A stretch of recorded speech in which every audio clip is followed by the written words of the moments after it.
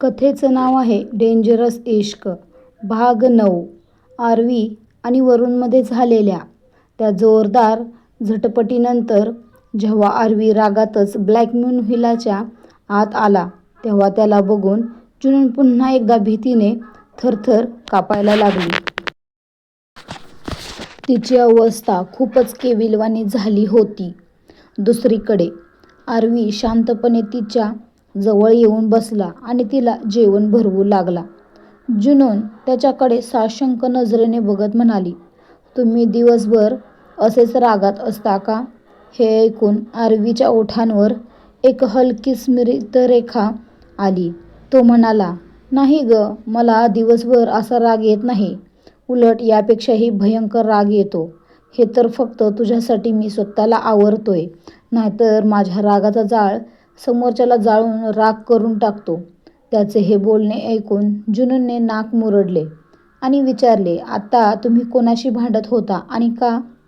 जुनूनचे हे बोलणे ऐकून आरवीने तिच्याकडे तिरक्या नजरेने पाहिले आणि म्हणाला, अजून बायको झाली नाहीस आणि प्रश्नांचा भडीमार सुरू झाला? बरं, तुला एवढा रस का आहे मी कोणाशी भांडत होतो? कोणीही असो, तुला त्याच्याबद्दल का जाणून घ्यायचंय? जुनूनने एक दीर्घ श्वास घेतला. तिने तर सहजच विचारलं होतं, पण आरवीला त्यातही काय अडचण होती कुणास ठाऊक. ती थोडी चिडूनच म्हणाली, मला कोणामध्येही रस नाहीये, तुमच्यातही नाही आणि दुसऱ्या कोणातही नाही. मी फक्त सहज विचारत होते, तुम्ही नक्की कशासाठी भांडत होतात? असं काय झालं होतं की तुम्ही इतक्या मोठ्या आवाजात ओरडत होतात? तिचं बोलणं पूर्ण व्हायच्या आधीच आरवी दरडावून म्हणाला, शर्टलेस. जुनून आश्चर्याने त्याच्याकडे पाहू लागली. आरवी मोठ्या थाटात पुढे म्हणाला, जर कोणी तुझ्यासमोर शर्ट न घालता आला तर तुला काय वाटतं मी गप्प बसेन? समोरच्याच्या छातीत गोळीच झाडीन ना. तुला माहीत आहे ना मी कोणी सामान्य माणूस नाही, गँगस्टर आहे आणि गँगस्टर खूप रागीट असतात. पण मी फक्त रागीटच नाही तर पॉझेसिव्ह सुद्धा आहे. तुला अशा अवस्थेत कोणासमोर जाऊ देणं तर अशक्यच आहे, पण कोणा दुसऱ्याला तुझ्यासमोर येऊ न देणं हे मी कधीच घडू देणार नाही. तुला बघण्याचा आणि तुझ्या नजरा स्वतःवर अनुभवण्याचा अधिकार फक्त माझा आहे. आरवीचे हे शब्द ऐकून जुनून अवाक झाली. तो फक्त कोणाशी तरी यासाठी भांडत होता कारण तो माणूस जुनूनसमोर शर्टलेस आला होता. जरी जुनूनने त्या माणसाला पाहिले नव्हते तरीही तिला त्याच्याबद्दल सहानुभूती वाटली, कारण हे खूपच क्षुल्लक कारण होतं. कोणाच्या कपड्यांवरून त्याची लाज किंवा निर्लज्जपणा ठरवता येत नाही. जुनून अचानक आपल्या जागेवरून उठली आणि म्हणाली, बस, माझं पोट भरलं आहे. असं बोलून ती बेडकडे जाऊ लागली. पण पुढच्या क्षणी आरवीने तिचा हात घट्ट पकडून तिला एका झटक्यात खाली खेचले, ज्यामुळे जुनून थेट सोफ्यावर जाऊन पडली. ती रागाने आणि आश्चर्याने आरवीकडे बघू लागली. आरवी तिच्या डोळ्यात बघत म्हणाला, तुझं पोट तोपर्यंत भरणार नाही जोपर्यंत तुला भरवता भरवता माझं मन भरत नाही. जेव्हा माझं मन भरेल तेव्हा मी समजून घेईन की तुझं पोट भरलं आहे. जुनून रागाने ओरडली, हे काय वेडेपण आहे? तुमच्या मनाचा माझ्या पोटाशी काय संबंध? मी माझं जेवण संपवलं आहे, माझं पोट भरलं आहे आणि आता यापेक्षा जास्त मी खाऊ शकत नाही. आणि तुम्हाला कसे माहीत की मला किती भूक लागली आहे? तुम्ही खाण्याच्या बाबतीतही माझ्याशी जबरदस्ती करणार का? आरवी हसून म्हणाला, तुझ्यासाठी ही जबरदस्ती असेल, पण माझ्यासाठी हे माझं प्रेम आहे जे मी माझ्या हाताने तुला देतोय. गप्प बस आणि तोंड उघड. जुनून रागाने त्याच्याकडे बघू लागली, पण पुढच्या क्षणी आरवीच्या नजरा बदलल्या आणि जुनूनचा गळा सुकला. आरवीच्या त्या नजरा तिला आता घाबरवू लागल्या होत्या. ती हताश होऊन म्हणाली, मला खरंच भूक नाहीये, मी इतकंच जेवते. यापेक्षा जास्त खाल्लं तर मला त्रास होईल. मी फक्त एकच चपाती खाते, जास्त झाली तर 2, त्यापेक्षा जास्त मी कधीच खाल्लं नाहीये. आरवीनं विचारलं, खाल्लं नाहीस की तुला कधी दिलंच गेलं नाही? त्याचे हे प्रश्न ऐकून जुनून थोडी चकित झाली. तिला भूक तर खूप लागायची, पण आता तिला कमी खाण्याची सवय झाली होती. तिच्या मामा मामीच्या घरी तिला जेमतेम 1 ते 2च चपात्या मिळायच्या आणि त्याही पूर्ण दिवसात, त्यामुळे आता जणू तिची भूकच मेली होती. आरवीने पुन्हा तिला भरवायला सुरुवात केली आणि यावेळी जुनूनने अजून एक चपाती खाल्ली. त्यानंतर आरवीने स्वतःच हात थांबवला. तो तिच्याकडे बघत म्हणाला, जा आधी नीट तोंड धुवून ये आणि मग बेडवर जाऊन झोप. जुनूनने फक्त मान हलवली आणि तिथून निघून गेली. आरवी तिला जाताना पाहतच होता की त्याचा फोन वाजला. त्याने कॉल उचलला. पलीकडून आवाज आला, बॉस, खूप मोठी अडचण झाली आहे. हे ऐकताच आरवीच्या कपाळावर आठ्या पडल्या. जेव्हा समोरच्याचे बोलणे पूर्ण झाले तेव्हा आरवी दात ओठ खाऊन म्हणाला, आता त्यांना दाखवावंच लागेल की आरवी नक्की काय चीज आहे. असे बोलून त्याने फोन ठेवला आणि तो तातडीने तिथून निघून गेला. जुनून बाथरूममधून बाहेर आली तेव्हा तिची नजर इकडे तिकडे फिरू लागली. भीतीपोटी ती झटकन मागे वळून बघितलं. तिला वाटलं आरवी तिला मागून मिठीत घेईल की काय, पण आरवी तिथे नव्हताच. जुनून आत्ता आश्चर्याने इकडे तिकडे बघत स्वतःशीच म्हणाली, हे मिस्टर गँगस्टर गेले कुठे? आत्ता तर इथेच होते. अचानक कुठे गेले, कुठे गायब झाले? असं म्हणत ती बाल्कनीकडे गेली, पण बाल्कनीमध्येही कोणीच नव्हते. जुनूनने जेव्हा दरवाजाकडे पाहिले तेव्हा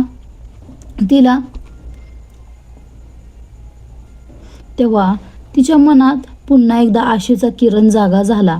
तिला वाटले की कदाचित ती इथून पळून जाऊ शकते, पण जसा त्या क्रूर गार्डचा चेहरा तिच्या डोळ्यासमोर आला तशी तिची ती आशा पुढच्या क्षणी विरून गेली. तिने एक दीर्घ श्वास घेतला आणि स्वतःशीच पुटपुटली, कदाचित मी इथून कधीच जाऊ शकणार नाही, पण जर मी इथून गेले नाही तर ते लोक सुकूनला त्रास देतील. नाही, मी सुकूनला काहीही होऊ देणार नाही. मला सुकूनसाठी इथून बाहेर पडावंच लागेल, पण मी बाहेर जाऊ कशी? कोणी आहे का जे मला मदत करू शकेल? हे बोलत असताना तिने दरवाजा उघडण्याचा प्रयत्न केला, पण पुन्हा एकदा आरवीच्या त्या रागीट नजरा तिच्या डोळ्यांसमोर आल्या आणि ती घाबरून गुपचूप आपल्या जागी येऊन बसली. काही वेळातच ती गाढ झोपेत गेली. दुसरीकडे एका निर्जन जंगलात परिसरात, जिथे दूरपर्यंत कोणताही माणूस दिसत नव्हता, तिथे अचानक आरवीची गाडी येऊन थांबली. गाडीतून आरवी बाहेर पडला आणि समोरच्या दाट जंगलाच्या दिशेने चालू लागला. तिथे फक्त झाडेच दिसत होती आणि असे वाटत होते की ते जंगल तिथेच संपले आहे. पण जसजसा आरवी पुढे जात होता तसतसे तो जंगलाचा रस्ता स्वतःहून उघडत जात होता. आत गेल्यावर आरवीने झाडांच्या काही फांद्या बाजूला केल्या तेव्हा त्याला समोर एक गुप्त दरवाजा दिसला. तो दरवाजा उघडून तो आत गेला, जिथे खालच्या दिशेला जाणाऱ्या पायऱ्या होत्या. पायऱ्या उतरून खाली गेल्यावर समोर एक भला मोठा बेसमेंट होता. बाहेरून बघताना ते फक्त एक जंगल वाटत होतं, पण आतून ज्या प्रकारे सर्व व्यवस्था होती ते पाहून कोणालाही विश्वास बसला नसता की अशा दाट जंगलात असे काही असू शकते.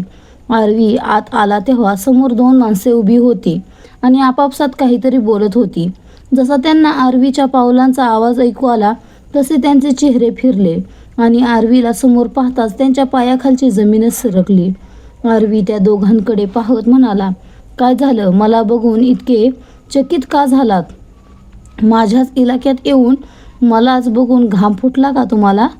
ते दोन्ही गृहस्थ आरवीचे बिझनेस पार्टनर होते. एकाकडून आरवी ड्रगचा माल खरेदी करायचा तर दुसऱ्याला विकायचा. ज्या ठिकाणी ते दोघे उभे होते तिथे आरवी त्याचे ड्रग्सचे व्यवहार करायचा. शहरापासून लांब असलेल्या त्या जागी पूर्ण सुरक्षा होती, पण आरवीने तिथे मुद्दाम कोणताही गार्ड किंवा कडक सुरक्षा ठेवली नव्हती, जेणेकरून ती जागा सामान्य वाटेल. याच गोष्टीचा फायदा घेऊन ते दोन्ही डीलर आरवीला न सांगता तिथे परस्पर व्यवहार करायला आले होते. त्यांना स्वप्नातही वाटले नव्हते की आरवीला त्यांच्या या गुप्त डीलबद्दल माहिती मिळेल. डॅनियल, जो ड्रग विकण्याचे काम करायचा, तो आरवीकडे बघत उद्दामपणे म्हणाला, माझा माल मी कोणालाही विकेन. तुला काय अडचण आहे?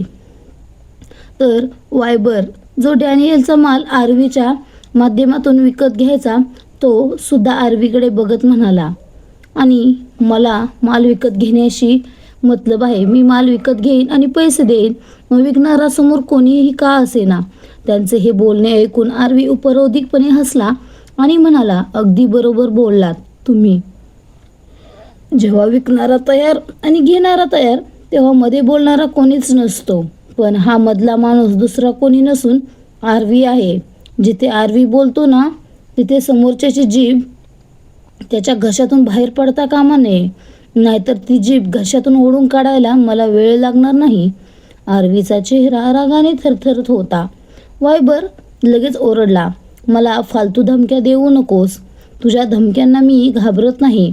तो बोलतच होता की आरवीने त्याच्या डोक्यावर बंदुकीचा दांडा जोरात मारला.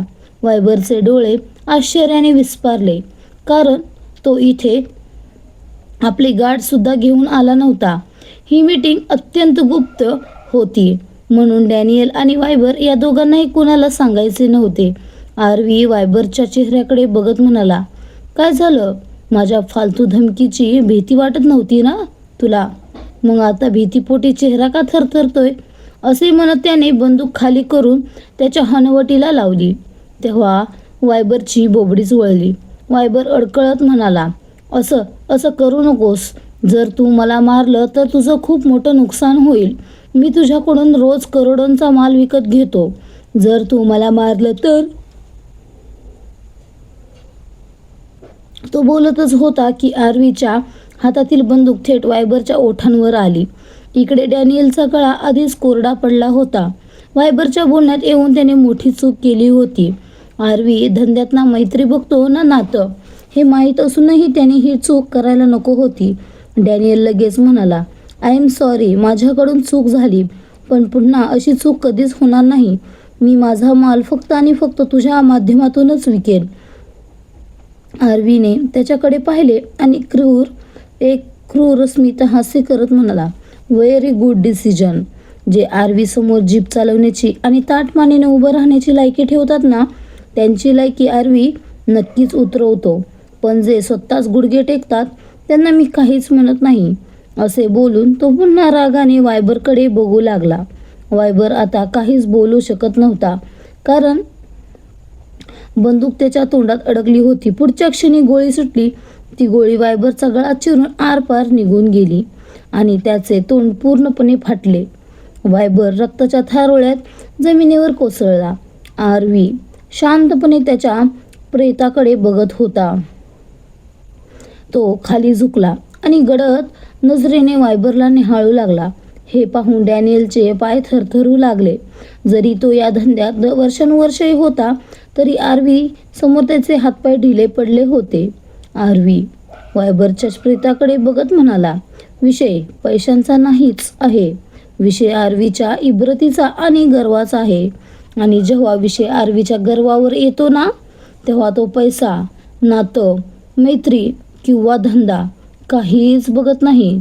मग त्याने चुटकी वाजवली आणि म्हणाला, एका पळात सगळं संपतं. त्याचे डोळे खूप काही सांगून जात होते. डॅनियल, जो अजूनही जागच्या जागी थरथर कापत उभा होता, तो आरवीकडे बघत केविलवाण्या स्वरात म्हणाला, प्लीज माझी अशी अवस्था करू नकोस. तुला माहीत आहे मी तुझ्यासोबत गेल्या 10 वर्षापासून बिझनेस करतोय. आजवर मी कधी असं केलं नाही. पण वायबरने मला कॉल केला आणि मी त्याच्या बोलण्यात. तो बोलतच होता की आरवीने वर बघितले आणि त्याला विचारले, दूध बादलीने पितोस की ग्लासने? आणि काय घालतोस, लंगोट की डायपर? माझं मतलब आहे की तू लहान मुलगा आहेस ना, म्हणून विचारतोय, जेणेकरून उद्या तुला तुझ्या गरजेनुसार एखादी भेटवस्तू देऊ शकेन. हवं तर डायपरही देऊ शकतो. डॅनियल हे ऐकून अधिकच घाबरला. यावेळी त्याच्यासोबत त्याची टीमही नव्हती जी आरवीला उत्तर देऊ शकेल. तो तातडीने माफी मागत म्हणाला, आय प्रॉमिस, पुन्हा अशी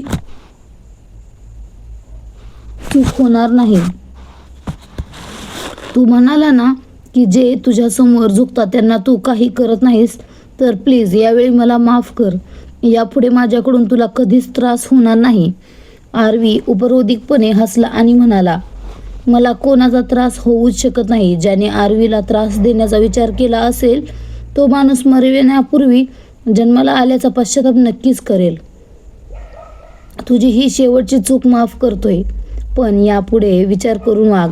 आरवीच्या परवानगीशिवाय हवासुद्धा इकडे तिकडे फिरत नाही.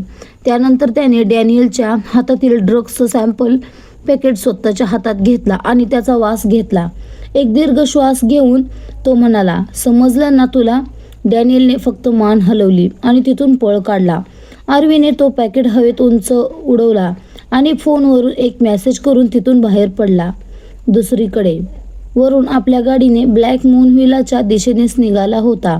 आरवीचा मेसेज मिळताच वरूनने रागाने आपला हात जोरात स्टिअरिंगवर मारला आणि पुटपुटला, हा माणूस कधीच शांत बसत नाही. छोटी मोठी शिक्षा देऊन सोडून द्यायचं सोडून याला डायरेक्ट संपवायलाच आवडतं. माहीत नाही याला कधी समजेल. असे म्हणत त्याने गाडी युटर्न घेऊन जंगलाच्या दिशेने वळवली. जिथे त्याला वायबरची लाश ठिकाणी लावायची होती. दुसरीकडे ब्लॅक मून विलामध्ये जुनून आपल्या खोलीत बसून कंटाळली होती, म्हणून ती दरवाजा उघडून बाहेर आली. बाहेर तिला कोणीच दिसले नाही. ती स्वतःशीच बडबडली, माहीत नाही या घरात नक्की कोण कोण राहतं. मी तर समोरून कोणालाच पाहिलं नाहीये, पण आज सकाळीच मिस्टर गँगस्टरचं कोणाशी तरी भांडण झालं होतं, तर तो माणूस नक्कीच याच घरात राहत असणार. असे बोलत असतानाच तिला आरवीचे शब्द आठवले की तो जुनूनवर कोणाची नजर पडलेली खपवून घेणार नाही. तिने लगेच आपल्या डोक्यावरचा पदर नीट सावरला आणि गार्डनच्या दिशेने निघाली. बागेत आल्यावर तिने सुटकेचा निश्वास सोडला. तिथे तिला एक छोटासा कुत्र्याचं पिल्लू दिसलं. दुसरीकडे वरूनची गाडी विलाच्या पार्किंगमध्ये येऊन थांबली होती. तो गाडीतून उतरून आत जाऊ लागला, पण अचानक त्याची नजर गार्डनमध्ये उभ्या असलेल्या एका मुलीकडे गेली आणि त्याचे डोळे विस्फारले. तो लगेच त्या मुलीच्या दिशेने चालू लागला, जेणेकरून तो पाहू शकेल की नक्की ती मुलगी आहे तरी कोण, जिच्यासाठी आरवी इतका वेडा झाला आहे. आरवीच्या ब्लॅक मून विलामध्ये वरूनची गाडी उभी होती आणि वरून विचार करत होता, मी पण पाहतोच नक्की कोण आहे ती, जिने आरवीच्या काळजाचा आणि डोक्याचा ताबा घेतलाय, जिच्यामुळे आरवीने माझ्यावर हात उचलला. वरून जुनूनच्या दिशेने पुढे सरकला. जुनून सध्या आकाशात उगवणाऱ्या चंद्राकडे बघत उभी होती. अजून पूर्ण रात्र झाली नव्हती, त्यामुळे चंद्रही अजून अंधुकच दिसत होता. तेवढ्यात पाठीमागून आरवीच्या गाडीचा हॉर्न वाजला. जेव्हा आरवी विलामध्ये यायचा तेव्हा तो मुद्दाम हॉर्न वाजवायचा, जेणेकरून आत चाललेल्या हालचाली थांबतील, अन्यथा त्याच्या रागाला सामोरे जावे लागायचे. हॉर्नचा आवाज ऐकून वरूनने मागे वळून पाहिले. आरवी आत येत होता. वरूनने पुन्हा समोर पाहिले. तिथे जुनून आता वळली होती आणि तिचा चेहरा वरूनला स्पष्ट दिसत होता. जुनूनला समोर पाहताच वेगाने पुढे जाणारे वरूनचे पाय एका जागी खिळले गेले. तो जणू दगडासारखा शांत झाला. तिचे रूप पाहून त्याचे डोळेच फाटले आणि त्याचा श्वास अडकला. जुनूनने लगेच पदराने आपला चेहरा झाकून घेतला आणि ती धावतच आत निघून गेली. पण वरूनने तर तिचा चेहरा पाहिला होता ना, आणि तो तिला ओळखत होता. वरूनने आपल्या डोक्यावर हात मारला आणि तिथेच उभा राहून जोरात श्वास घेऊ लागला. त्याने खिशातून फोन काढून गुगलवर काहीतरी शोधले, पण ते त्याला शोधायचे होते ते तिथे सापडलेच नाही. तो घाबरलेल्या आणि अडखळत्या आवाजात म्हणाला, ओ गॉड, हे कसं शक्य आहे? ही मुलगी इथे आणि तीही आरवीची ऑब्झेशन. जर या मुलीने मला ओळखलं आणि आरवीला समजलं की आम्ही या मुलीसोबत काय केलं होतं. तो मध्येच थांबला आणि तो मागे पाहू लागला, जिथे आरवी गाडीतून उतरून आत गेला होता. वरूनचा चेहरा घामाने डबडबला होता. तो आपला घाम पुसतच म्हणाला, मला काहीतरी करावं लागेल. आरवीला सत्य समजण्याआधी मला काहीतरी करावंच लागेल. मला या मुलीला इथून बाहेर काढावं लागेल. मी तिला इथे अजिबात राहू देणार नाही. तिला आरवीपासून दूर जावंच लागेल. वरूनने स्वतःला सावरले आणि तो आत जाऊ लागला. तेव्हा वाटेत त्याला गाठ अव्वलची पडली. वरूनची ती अवस्था पाहून अव्वल आश्चर्याने म्हणाला, काय झालं? तू इतका घाबरलेला का दिसतोयस? आणि हवामानात इतकी उष्णताही नाहीये, मग तुला इतका घाम का येतोय? हे ऐकताच वरूनने घाईघाईने आपल्या गळ्यावरचा आणि कपाळावरचा घाम पुसायला सुरुवात केली. To be continue. कथा कशी वाटते कमेंटमध्ये सांगायला विसरू नका. आणि इथून पुढे या कथेचे भाग आपल्या या कथाप्रेमी चॅनलवरच येतील. आणि कराराची बायको कथा मी संपवली आहे, तर लवकरच तुमच्या भेटीस एक नवीन कथा येईल. पण मी प्रत्येक चॅनलवर एक कथा चालू ठेवण्याचा प्रयत्न करते. जर टाईम भेटला तर नवीन कथा सुरू करेन. तुमचं मत मला नक्की कमेंटमध्ये सांगा. काय होतं ते आपण पुढे ठरवू मग.